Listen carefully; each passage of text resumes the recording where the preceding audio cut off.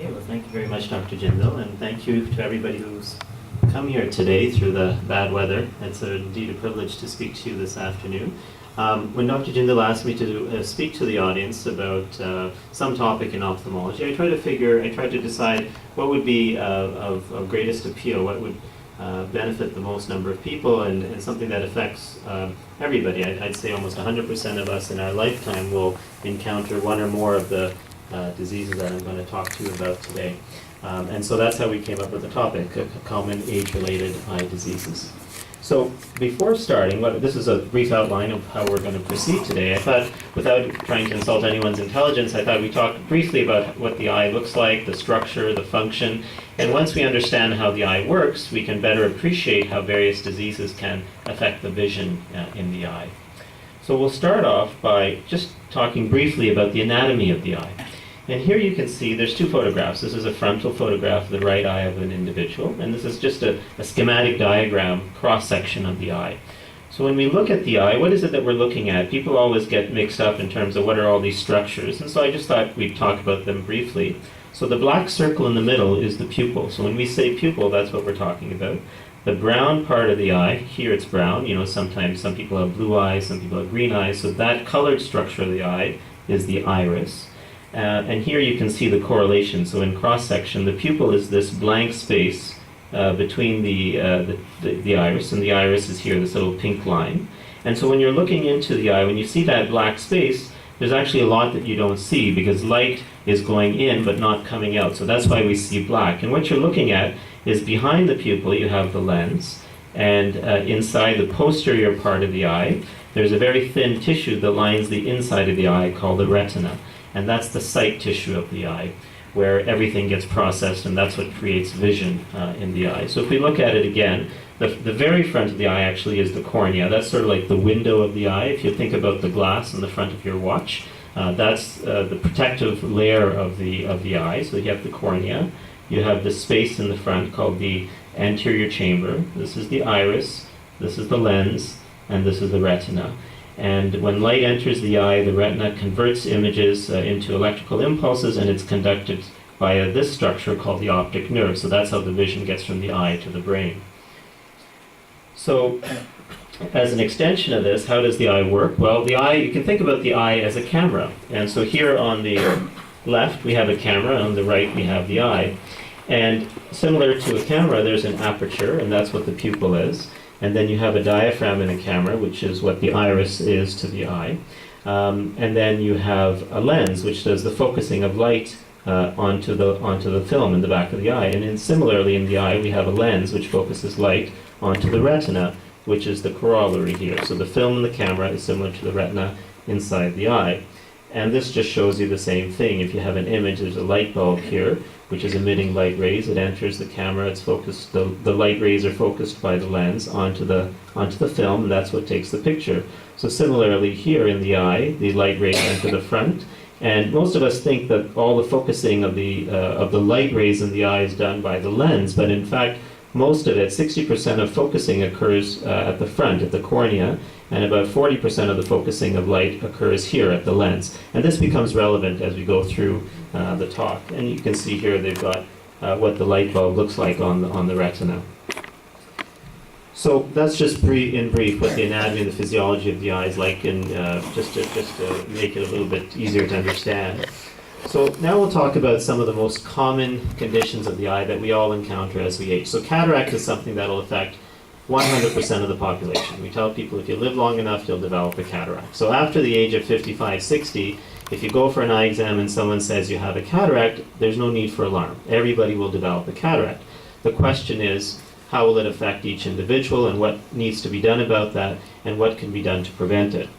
So what are the most common causes? So the most common cause is aging, and then there are other secondary causes, and we see this often in our clinical practice. If somebody has a history of trauma, steroid use, whether that's oral prednisone, steroids by puffers like for asthma, if people are using steroid creams around the eye, that can also contribute to cataract development. So steroid use by any route could promote cataract development.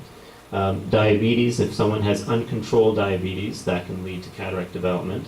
Smoking is a big causative agent, previous intraocular surgery. For example, if somebody has undergone a retina procedure and they have not had cataract surgery, then that could cause the cataract to progress more quickly. And then some children are born with cataracts, and that's called a congenital cataract. And that, of course, is genetically determined. So what are some of the symptoms? I'm sure I know, looking at the audience, I know many people here have had cataracts or have gone through cataract surgery, so you may be familiar with some of this. The most common symptom is blurred vision or foggy vision.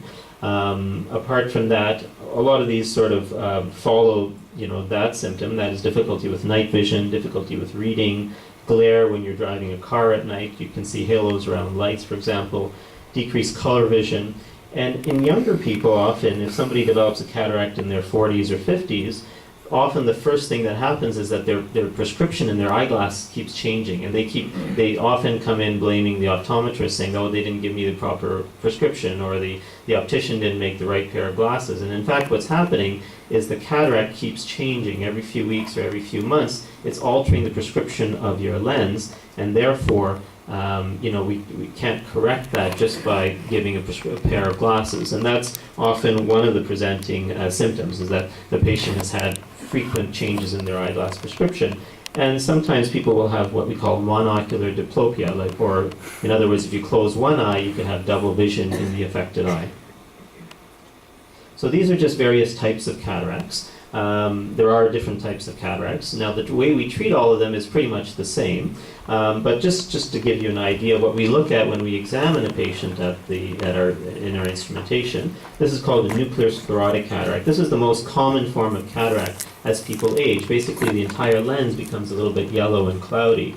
This is called a cortical cataract, where we just see these little white spokes in the peripheral part of the lens. This is called a posterior subcapsular cataract, where just the back part of the lens is affected. This is what we would see in patients with uncontrolled diabetes, for example. If somebody has had trauma, steroid use will often give you this type of appearance. So by looking at the eye, we can sometimes figure out what has caused the cataract in the first place. So how do we detect and prevent? Well, routine eye exams are key.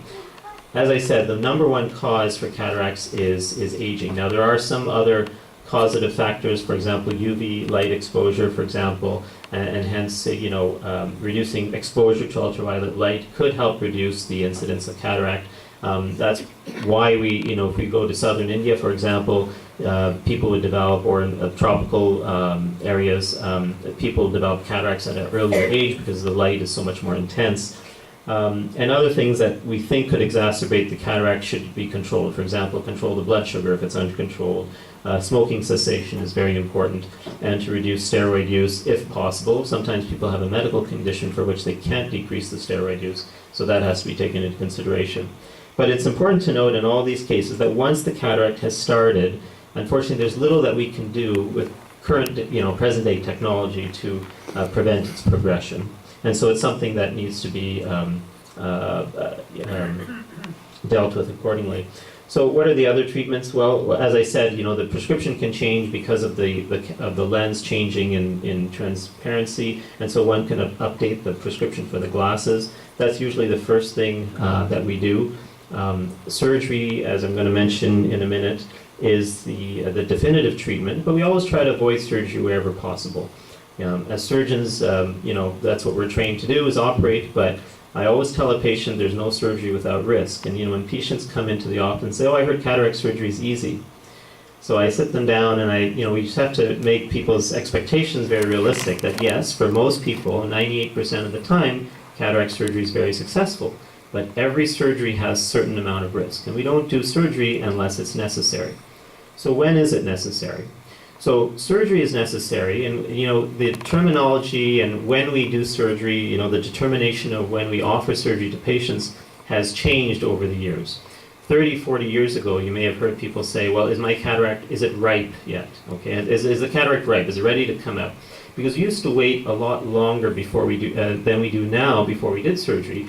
In the past, cataract surgery was done by a method called extracapsular cataract surgery, where the entire lens was taken out in one piece. And you can imagine you'd have to make a very large incision to take out that cataract, so the healing time was a lot longer, complication rates were a lot higher, And so we wouldn't do the surgery until it was very, very advanced. And you may hear about people doing cataract surgery in developing countries in these cataract camps. And a lot of those cataracts are done in people who are almost completely blind, because that's the technique that is often used. These days we do cataract surgery when the cataract is visually significant. And now what does that mean? Somebody with 20/40 vision may be very happy with their vision. They may not drive a car. They may be at home, they watch TV, they're doing reading for the most part, and they're very happy with their vision. Well, they don't need surgery. If somebody comes in with 20/25 vision, they're 45 years old, they work on a computer, they do a lot of near vision work, and they just can't work anymore because of the glare and the difficulty working on the computer, well, they need surgery. So we have to determine who needs surgery based on each individual's visual requirements, what their day-to-day tasks are, and how much the cataract is bothering them. So we do surgery when the cataract is visually significant.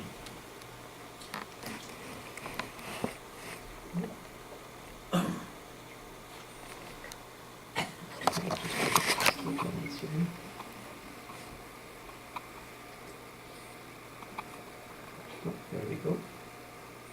So, when we're talking about cataract surgery, it's actually a matter of pride for everyone in the room that the first documented description of cataract surgery in the world was in the Sushruta Samhita, which is a scripture that was in India. When the historians look at this, they date it back to about 1,000 years BC. And it was said to be performed by Maharishi Sushruta, who used to perform a procedure called couching. And couching was a procedure that was performed without anesthetic, and it was done when the patient had a very, very dense cataract, and basically an instrument was inserted into the eye and the lens was dislocated. Now you can imagine that was a very primitive form of cataract surgery, but actually, in actual fact, the first description is there in the Indian scriptures. And this is actually a statue of Sushruta, which is in Haridwar, which one can see if they're visiting there. So modern day cataract surgery, of course, is much different, and it's performed by a technique that we call phacoemulsification, or fragmentation of the lens by ultrasound, and it's not done by laser. That's a common misconception, that cataracts are removed by laser, and in fact they're not. They're removed by ultrasound. And this is what our modern operating room suite looks like. That's myself at the Montfort Hospital, and so we have a microscope. This is the machine here, which is called the phacoemulsification machine. It's connected to a monitor, and we use both hands and both feet when we're doing the cataract surgery. The two hands are controlling instruments. One foot controls the machine, the other foot controls the microscope, and this is sort of the setup in modern day cataract surgery. And the patient is here, as you can see, and the light is illuminating the eye while we work. So just briefly, this is how cataract surgery is performed, and this is just a schematic, just to briefly describe what we do. And basically, this is the eye, and the first step of the surgery is performing small incision in the cornea, and our incisions are very small. They're 1 to 2 millimeters. They're not very big incisions at all, as opposed to the 10 millimeter incisions that used to be done 30 years ago. So you can imagine they heal very quickly. So after we make an incision in the cornea, we open up the cataract bag by making a circular incision in the lens capsule. And then that lens, the brown part here is the cataract, that's broken up into little pieces by this ultrasound machine. It's extracted through that 2 millimeter hole, and then we insert an artificial lens inside that capsule. So the lens is like a Smartie. You can think there's a candy coating and there's chocolate inside. So you remove the front part of the Smartie, which is the candy coating, and you leave the rest of the shell intact. The chocolate all comes out, and inside that empty bag is where we put the artificial lens, and it has these little springs on it called haptics. So that's what holds it in place. So the whole surgery is done without sutures. There's no glue. There's nothing that fixates anything. It's all self-sealing. And the last part, of course, that I just mentioned is the insertion of the intraocular lens. Now, I already had a couple of questions today about this, and so I'll just mention this briefly because this is of relevance to everybody in the room when you do go for cataract surgery, and that is, what type of lens do we insert in the eye? Now, again, 15, 20 years ago it was very simple. We used the same type of lens in everybody. We now have a whole variety of lens choices. Now, in essence, all the lenses that we use are of similar quality. They're very high quality lenses, and so you won't make a bad choice. People often worry that, oh, if I chose this lens, am I going to see better than that lens?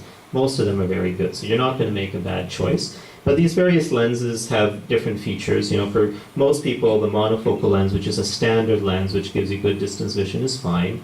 There's also something called an aspheric lens, which enhances contrast vision at night. There's something called a toric lens for people with astigmatism. Astigmatism means when the front of the eye is not completely round, it's more oval, like not shaped like a soccer ball, it's shaped like a football. And so people with astigmatism need to have a lens put inside their eye to counteract the astigmatism if they don't want to be wearing glasses afterwards. So not to get into too many details, I just wanted to mention this briefly, that there are different types of lenses. And so when you go see your eye doctor, if you need to have cataract surgery, you can discuss that with them. And not everybody is a candidate for every type of lens. This is another common question we get, you know, well, my sister who lives in Boston had this particular type of lens, how come I'm not a candidate for that? Well, then you explain that perhaps, you know, you have diabetic retinopathy, you have a different disease process, and so that lens may not be suitable for you. So what's good for one person is not necessarily good for everybody. But that gives you an idea of what we do during cataract surgery. So that's cataracts in brief, and again, that's something that affects 100% of the population. And routine eye exams are your best tool to assess when you need surgery, if there's any intervention required, and to see what the best treatment for you would be. So the next thing we'll talk about is glaucoma, which is another common eye condition. The incidence amongst Indo-Canadians or South Asians is perhaps a little bit higher, the incidence of what we call angle closure glaucoma. So I'll talk to you about the different types of glaucoma and what is glaucoma. So first of all, glaucoma is basically a group of eye diseases that causes damage to the nerve. So you remember from the diagram that I showed, the nerve is what connects the eye to the brain. So the damage is often, but not always, caused by high pressure. So this is something that we've also learned over the last 30, 40 years. We used to think that anybody who has high pressure in the eye has glaucoma. So we know that that's not true. There's some people who have high eye pressure who never develop damage to their nerve. And the corollary is also true. There are people who have normal eye pressure, but they could still have glaucoma. So glaucoma is now defined as a condition that causes damage to the nerve. So that just makes it a little bit simpler to understand. It's usually genetically determined, and so most patients, 90% of people who have glaucoma, you know, they have a familial predisposition. Their mother had it, father had it. It's running in the family. But you know, as I said, high pressure is probably the most common controllable risk factor that we have. There's two general types. There's actually hundreds of types of glaucoma, but we divide it into two big categories. There's open angle and closed angle. And what that means is, if you, again, remember back to the anatomy that I was showing you, you know, there's the lens and then there's the iris. And so the space between the cornea and the iris, that's the anterior chamber angle. And here it's nice and wide. Okay, so the fluid, you can see these arrows. So the arrows show where the fluid is being produced in the eye. So it comes from the back and flows into this area called the trabecular meshwork. In some people, the iris is very close to the cornea. So this is called closed angle glaucoma. So the fluid can't get to the drainage mechanism, and so the pressure then rises. So that's the difference between open angle and closed angle glaucoma. So what are the risk factors for this? So as I said, the risk for developing glaucoma damage, high eye pressure, age, family history, race. People of African descent, for example, have a much higher risk than the Caucasian population. Myopia, people who are very nearsighted have a higher risk. And then other secondary causes, trauma, diabetes, steroid use, they can also affect the pressure in the eye. What are the symptoms? So most people with open angle glaucoma, and this is the unfortunate part, don't have any symptoms at all. You can have a pressure of 29 or 30. Normal pressure is quoted between 10 and 20. You could have a pressure of 30 or 40 for years and not even know about it if you're not going through routine eye exams. So that's important. But if people do have more advanced open angle glaucoma, they may have some blind spots or patchy vision, and in very advanced stages they'll develop tunnel vision. Closed angle glaucoma is a little bit different. Again, there's many different types under closed angle, but in general, many people may not have symptoms. If they have what's called acute angle closure or sudden onset of glaucoma, they can have a headache, eye pain, nausea, vomiting, blurred vision, halos, redness. Now, these type of symptoms in an acute case will take people to the emergency department, or you should, you know, call your eye doctor right away if something like that were to happen, because you know that there's something wrong. So how do we follow this? So basically, for people who have established glaucoma, it's important, follow-up is the key, okay? To have good control of glaucoma, you have to have routine follow up with your eye care provider, whether it's an optometrist or an ophthalmologist. If somebody has stable glaucoma, 2 to 4 times a year. 4 times is probably a little excessive. If it's stable, twice is usually enough. But again, it depends on where you're living, your access to eye care providers. I provide some care in Northern Ontario in small little remote towns where they have no specialists. So basically they get 1 visit a year when we go up to visit them. So if you have good access twice a year with stable glaucoma is considered acceptable. And at each visit you'll have vision tested, the optic nerve will be looked at, so I'll just talk about that in a minute, and the intraocular pressure is measured. So these are the key things on your visit to your eye doctor. Make sure the vision is checked, they look in the back of the eye, the pressure is checked, and then we do special tests, visual fields and OCT, and I'll talk a little bit about this. When I said optic nerve assessment, when we as ophthalmologists look inside the eye, we look at the optic nerve. This is that nerve when we're looking straight into the back of the eye, and this is what we look at as a healthy optic nerve. It's kind of a yellowish, it's got a kind of an orange pink appearance with a little yellow spot, so that's a very healthy looking optic nerve. In glaucoma, the nerve starts to become pale and it gets a little bit bigger, and there's different reasons for that, but that's what we're looking at, that's what we're assessing when we look inside the eye to follow patients with glaucoma. And then the other test is a visual field. I'm sure many of you have had this type of test done. It's called the visual field test, and you put your face inside this machine, and basically it's a computer that generates an algorithm and shows you these little flashes of light, both towards the center of your vision, and then progressively it goes out further and further from your point of fixation. And this is what somebody with glaucoma would develop. This is a natural blind spot. Everybody has this in their eye. This is basically a printout of your visual field in the left eye. And so this is a normal visual field because there's no black spots here. But here we start to see a black area which is getting a little bit bigger, and this has got that tunnel appearance. So people with glaucoma who have uncontrolled glaucoma can develop peripheral vision loss. And that's what we try to avoid and prevent with our treatments. So detection and prevention. So regular comprehensive eye exams are the most important thing. If somebody is at risk for glaucoma, if you know that you've had trauma in the past, if you know that you're on steroids, if you know that you're diabetic, you should have exam every 2 years, probably before the age of 65, and then after the age of 65, every 1 year. If you're not at risk for glaucoma, then the Canadian Ophthalmology Society recommendations are every 4 to 5 years before the age of 65, and then every 1 to 2 years after 65.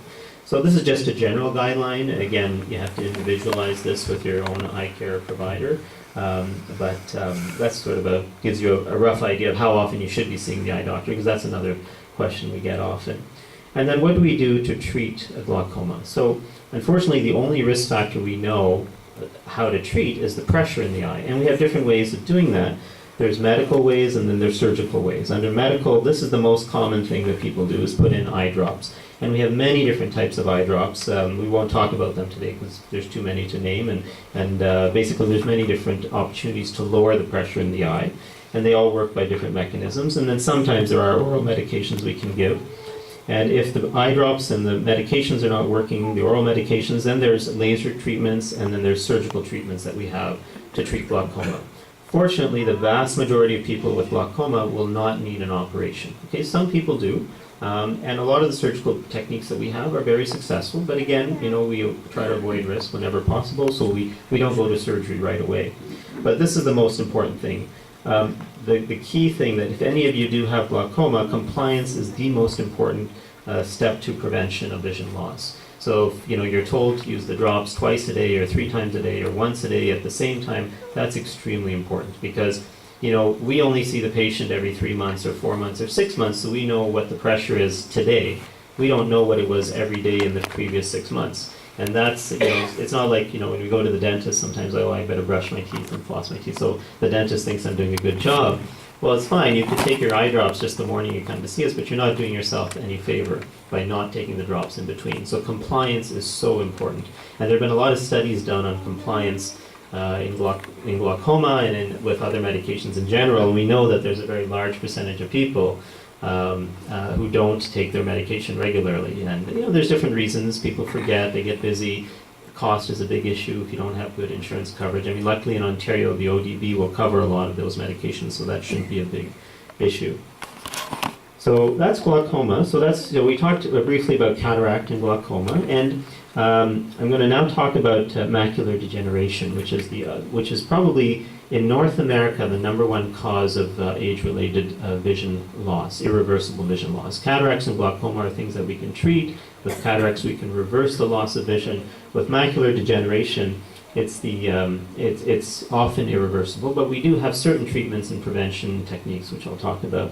So what is macular degeneration? So age-related deterioration in the macula. The macula is the central part of your retina.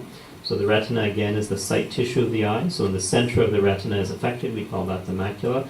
And it's called age-related macular degeneration because there are other things that can cause macular degeneration, which we won't necessarily talk about. But age-related macular degeneration is defined as such. And what are the risk factors? So age, again, #1. Family history of the disease. Smoking, that's the biggest modifiable risk factor. So if somebody smokes and they have macular degeneration, basically we tell them that, you could cause yourself to go blind if you keep smoking. So there's so many reasons to stop smoking, but that often does the trick for people. When they hear that, okay, that I can lose my eyesight, then they take it very seriously. So that's very important. Poor nutrition, hyperopia, hypertension. So these are softer risk factors, but we'll talk about nutrition in a second. So macular degeneration, again, it's classified into 2 categories. There's dry macular degeneration and wet macular degeneration. And not going into too much detail, I think the important part to know is that most people will have dry macular degeneration, and it's less severe. So if you have a little bit of dry macular degeneration, usually people have good functional vision for the rest of their lives. With wet macular degeneration, that's where people can have new blood vessels growing in the back of the eye, and that causes hemorrhage and scarring, and that can be more serious. Fortunately, it affects a much smaller percentage of the population, but as our population, our demographic is aging, you may have noticed or you may have seen in the news that how the population over 65 is going to explode in the next 15 years. So this is going to become a very big public health concern, especially because we don't have enough specialists to treat these things. We're trying to address that in various ways. So wet macular degeneration is the one that's less common but can cause more severe vision loss. With dry